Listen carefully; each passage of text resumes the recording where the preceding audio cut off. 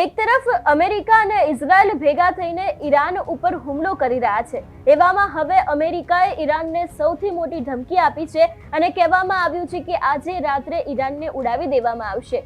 શું છે સમગ્ર વિષય, યુદ્ધની પરિસ્થિતિ અત્યારે હાલ ક્યાં પહોંચી છે, તે દરેક વિષયને લઈને આજના વિડીયોમાં વિગતે વાત કરીએ। નમસ્કાર, હું હંસિની અને તમે જોઈ રહ્યા છો નિર્ભય ન્યૂઝ। ઈરાન અને ઇઝરાયલ વચ્ચે જે અત્યારે હાલ યુદ્ધ જામ્યું છે એની અસર ક્યાંક ને ક્યાંક દેશના દરેક એવા તબક્કામાં પડી રહી છે। ઘણા બધા લોકો આ યુદ્ધને ક્યાંક બીજી રીતે જોઈ રહ્યા છે, વૈશ્વિક સ્તરે પણ ક્યાંક ને ક્યાંક ઉથલપાથલ જોવા મળી રહી છે। એવામાં હવે અમેરિકાએ સૌથી મોટી ચેતવણી ઈરાનને આપી છે। આ વિષયને લઈને વાત કરવામાં આવે તો અમેરિકાએ કહ્યું છે કે આજે રાત્રે ઈરાનને ઉડાવી દઈશું। અત્યાર સુધીનો સૌથી મોટો હુમલો થશે। તહેરાનના મેહરાબાદ એરપોર્ટ પર ઇઝરાયલનો હુમલો છે એવી પણ વિગતો સામે આવી રહી છે। આજે અમેરિકા ઇઝરાયલ ઈરાન યુદ્ધનો 8મો દિવસ છે।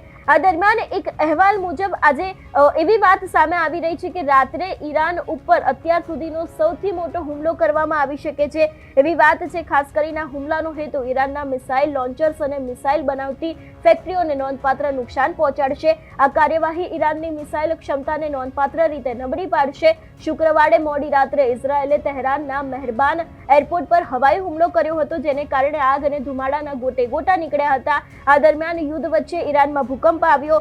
USGS મુજબ શનિવારે ઈરાનના દરિયાકાંઠાના શહેર બંદર છે એના પશ્ચિમી વિસ્તારમાં 4.1 તીવ્રતાના ભૂકંપનો આંચકો અનુભવાયો હતો અને હવે આ બધાની વચ્ચે આજે ક્યાંક ને ક્યાંક અમેરિકા દ્વારા એવી ધમકી આપવામાં આવી છે કે ઈરાનને આજે રાત્રે ઉડાવી દેવામાં આવશે।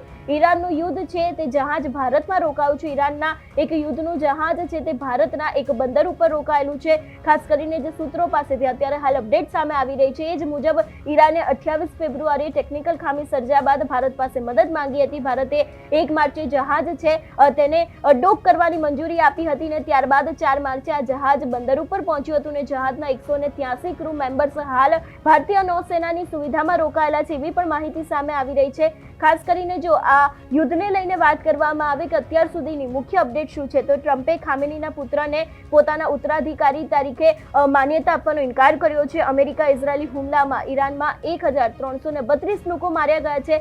અત્યાર સુધીમાં ઈરાનમાં 1300 હુમલા થયા છે, જેમાં 14 હોસ્પિટલોને નિશાન બનાવવામાં આવ્યા છે। ઈરાનમાં ઘણી જગ્યાએ પાણી અને વીજળીનો પુરવઠો છે તે ખોરવાઈ ગયો છે। ઇઝરાયલે 300 ઈરાની મિસાઇલ લોન્ચરનો નાશ કરી દીધો છે। ઈરાને કહ્યું છે કે કુવૈત છે તેની સાથે યુએમાં 20 US બેઝને નુકસાન થયું છે એવી પણ વાત છે તે તેમના દ્વારા કરવામાં આવી છે।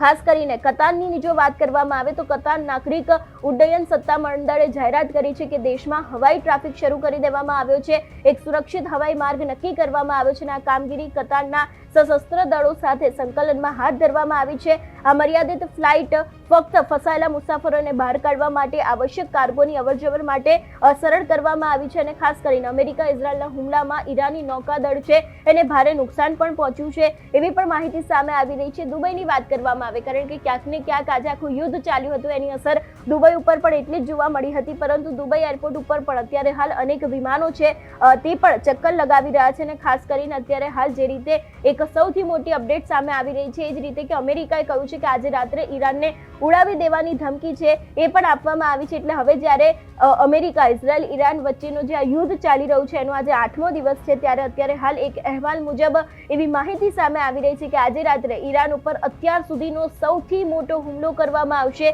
એવી વાત છે તે કરવામાં આવી છે અને આ હુમલાનો હેતુ ઈરાનના મિસાઇલ લોન્ચર અને મિસાઇલ બનાવતી જે ફેક્ટરીઓ છે એને નોંધપાત્ર નુકસાન પહોંચાડવાનો છે અને આ કાર્યવાહી ઈરાનની મિસાઇલ ક્ષમતાને નોંધપાત્ર રીતે નબળી પાડશે। શુક્રવારે મોડી રાત્રે ઇઝરાયલે જે તહેરાનના એક એરપોર્ટ છે તેના ઉપર હવાઈ હુમલો કર્યો હતો, જેને કારણે આગ અને ધુમાડાના ગોટે ગોટા નીકળ્યા હતા અને ખાસ કરીને ક્યાંક ને ક્યાંક હવે આજે રાત્રે ક્યાંક ઈરાનમાં અમેરિકા દ્વારા એક મોટો હુમલો કરવામાં આવી શકે છે।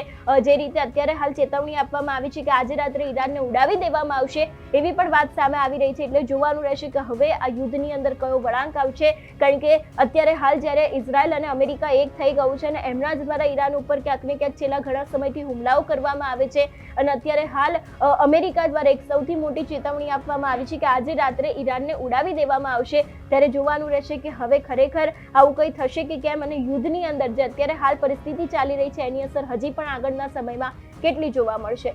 તમારું શું માનવું છે આ વિષયને લઈને અમને કમેન્ટ કરીને ચોક્કસથી જણાવજો। તેની સાથે અમારી ચેનલ નિર્ભય ન્યૂઝને લાઇક, શેર અને સબસ્ક્રાઇબ કરવાનું ભૂલશો નહીં। નમસ્કાર।